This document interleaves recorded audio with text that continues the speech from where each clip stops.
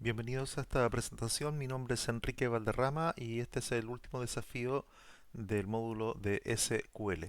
Todos los requerimientos que pedían en el desafío los he ido anotando acá como comentarios dentro del PGAdmin para que vayamos viendo qué nos pide cada uno de los puntos.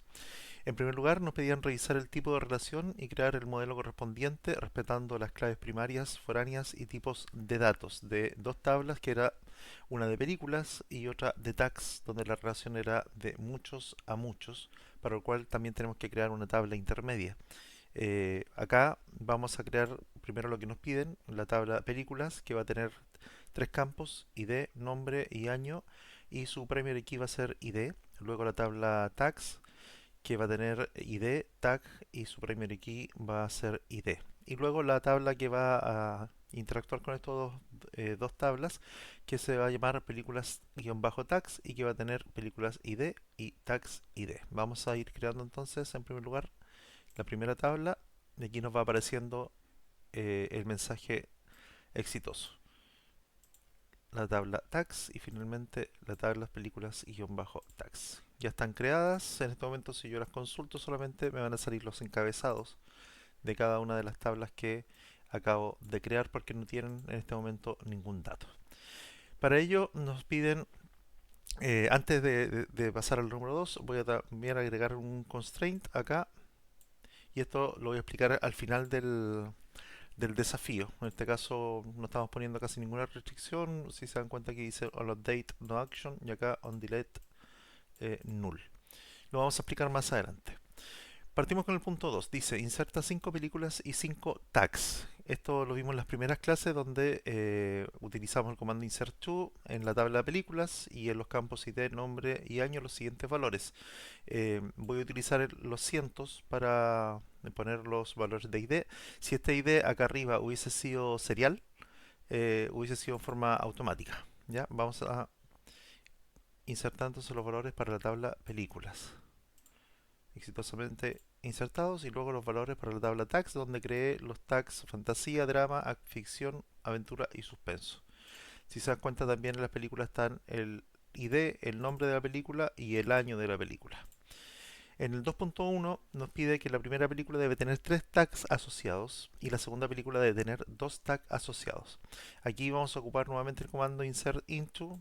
Vamos a insertar en la tabla películas-tags los siguientes valores, donde la película que tenga el ID 101 va a tener el tag 1.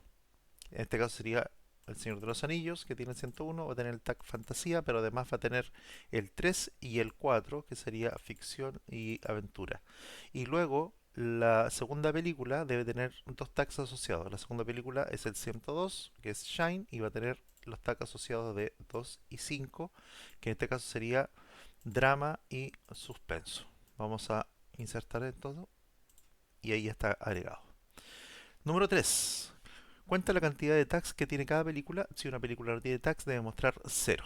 Para esto hicimos la siguiente consulta, que es en la tabla películas. Vamos a mostrar el nombre, vamos a contar también el tag-id, y lo vamos a setear con un alias que se va a llamar cantidad de tags. Y vamos a hacer nuestro primer left join, que nos va a permitir eh, cotejar películas.id sea igual que películas-tags.películas-id, agrupados por películas.nombre y ordenados por cantidad de tags, que es el alias que habíamos utilizado acá arriba. Nos debería mostrar entonces la cantidad de tags que tiene cada película. Ahí está: X-Men, Sueños de Fuga y Piratas del Caribe no tiene ningún tag asociado, y Shine tiene 2, El Señor de los Anillos tiene 3. Esto obviamente también se puede ordenar por de mayor a menor, o de menor a mayor, como uno quiera. Vamos a pasar al siguiente ejercicio, donde vamos a tener que crear nuevas tablas. En este caso dice, número 4, crea las tablas correspondientes respetando los nombres, tipos, claves primarias y foráneas y tipos de datos. Vamos a crear la tabla preguntas, la tabla usuarios y la tabla respuestas. Cada una de ellas tiene algunos valores, donde obviamente el primary key va a ser ID. Aquí creamos la tabla preguntas, creamos la tabla usuarios y creamos la tabla respuestas. La tabla respuesta va a interactuar entre la tabla pregunta y la tabla usuarios. También Si yo selecciono usuario, solamente nos va a mostrar los encabezados porque en este momento no tiene ningún dato agregado. Agregamos los constraints. Vuelvo a insistir que lo vamos a utilizar al final del desafío. Y obviamente en este caso constraint tiene el nombre de fk-pregunta, ¿ya? Y tampoco tiene ninguna acción acá en el update ni en el delete, solamente seteado como null. Número 5. Agrega 5 usuarios y 5 preguntas. Vamos a aplicar nuevamente lo que aprendimos en la primera clase y vamos a setear usuarios que va a tener ID, nombre y edad. Con los siguientes valores, aquí hay 5 usuarios: Enrique, Katy, Julieta, José, Rosa, que tiene sus nombres en cientos, perdón, su ID en cientos, y tiene diferentes edades. Vamos a aplicarlo. Ya se insertaron esas, por lo tanto ahora si vemos la tabla usuarios ya debería tener información. Vamos a hacerlo aquí y ahí aparecen los usuarios. Luego vamos a insertar en las preguntas lo que nos pedía el desafío, que tuviera un ID, que fuera una pregunta y una respuesta correcta. Aquí están los valores para cada uno de ellos. Lo vamos a ingresar en la tabla preguntas, ya están ingresadas. Y luego las primeras consultas. Dice, eh, no, perdón, la tabla respuesta que va a tener obviamente respuesta de nuestros usuarios. La primera pregunta debe estar respondida correctamente 2 veces por 2 usuarios diferentes. Aquí estamos insertando en la tabla respuestas, en sus campos ID, respuesta, usuario-ID, pregunta ID, los siguientes valores, donde la respuesta 1 va a tener como respuesta Nueva Zelanda, que corresponde al usuario 102 de la, y es respuesta a la pregunta 1. Y luego tiene una segunda respuesta que vuelve a ser Nueva Zelanda, que corresponde al usuario 105 y corresponde a la pregunta 1. Aquí tenemos 2 respuestas correctas ya para la pregunta 1. Luego dice, la segunda pregunta debe estar contestada correctamente por solo un usuario. Y aquí la pregunta 3 tiene la respuesta 1969, que corresponde a la pregunta 2, ¿en qué año llegó el hombre a la luna? Y que fue respondida por el usuario 101. Y finalmente dice, las otras 3 preguntas deben estar incorrectas y acá en el resto inventamos preguntas, perdón, inventamos respuestas que obviamente no coinciden con lo que ya habíamos declarado arriba. Vamos a ejecutarlo y ya tenemos listo para hacer nuestras consultas. Número 6.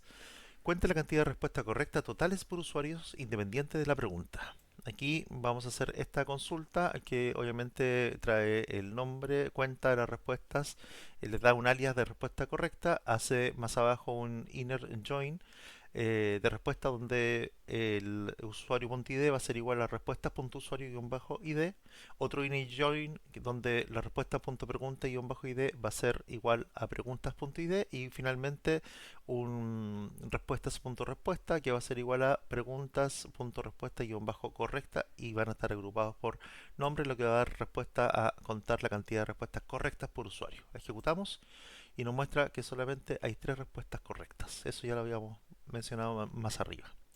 Número 7.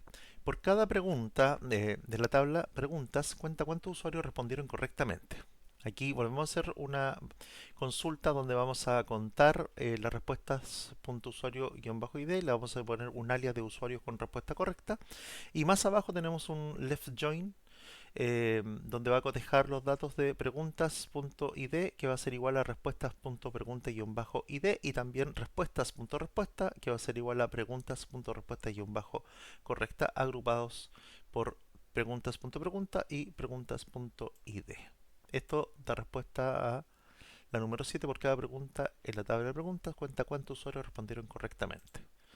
Y aquí está por cada pregunta, nadie respondió correcta estas 3 preguntas. Sin embargo, la pregunta 1 la respondieron 2 personas y la pregunta 2 la respondió una sola persona. Número 8. Implementa un borrado en cascada de las respuestas al borrar un usuario. Prueba la implementación borrando el primer usuario. Aquí vamos a borrar nuestro constraint que habíamos creado, el fk-usuario. Aplicamos. Recuerden que no tenía mayor explicación, porque ahora lo que vamos a hacer es alterar la tabla para dar un nuevo constraint y este constraint va a tener lo nuevo que va a ser que en onUpdate va a ser cascada y onDelete va a ser cascada también. Entonces aplicamos este nuevo alter table y ya está aplicado, lo que nos va a permitir borrar a un usuario borrando todos los datos que se relacionen con él. En este caso vamos a borrar al usuario que tiene ID 101 y no nos va a dar ningún error. Y si nosotros hacemos una consulta ya nos va a mostrar el 101, no existe. Y tampoco nos va a mostrar ninguna respuesta que tenga relación con el usuario 101, no existe. Número 9. Crea la restricción que pide insertar usuarios menores de 18 años en la tabla en la base de datos. Vamos a alterar la tabla y le vamos a poner un check. Este constraint va a ser un check que va a decir que la edad va a ser mayor o igual a 18. Ahí está incluida. Por lo tanto, si yo quiero incluir este nuevo usuario que tiene una edad de 16 años, nos debería dar un error porque no cumple con lo que nosotros hemos seteado. Y efectivamente dice que viola la restricción check edad. Si yo le cambio esto a 21, eh, como el usuario 101 ya no existe, le vamos a asignar el 101 y ahora sí nos agrega el usuario 101. Si yo aquí escribo un select all asterisco from usuarios, nos va a mostrar entonces ahora que aparece Felipe. Y ahí está Felipe con el 101. Finalmente, número 10, altera la tabla existente de su usuario agregando el campo email. Debe tener la restricción de ser único. Alteramos la tabla nuevamente, agregamos una nueva columna de email, que se va a llamar email tipo varchar, pero el constraint va a decir que va a ser único, es decir, no se puede repetir un email si uno quiere agregar un email que sea igual. Vamos a agregarle al usuario 102, le vamos a agregar el email que se va a llamar alonso@email.com. No nos va a dar ningún problema porque lo estamos agregando y está cumpliendo con lo que hemos requerido, pero si ahora al usuario 103 le queremos agregar el mismo email, nos debería arrojar un error. Y ahí está el error que dice que viola la restricción de unicidad. Y eso es todo el desafío. Obviamente, si yo seteo esto finalmente para mostrarle, tenemos que agregamos ahí el mail Alonso, mientras que los demás no tienen ningún mail agregado. Este es el final de la presentación. Muchas gracias, profesor.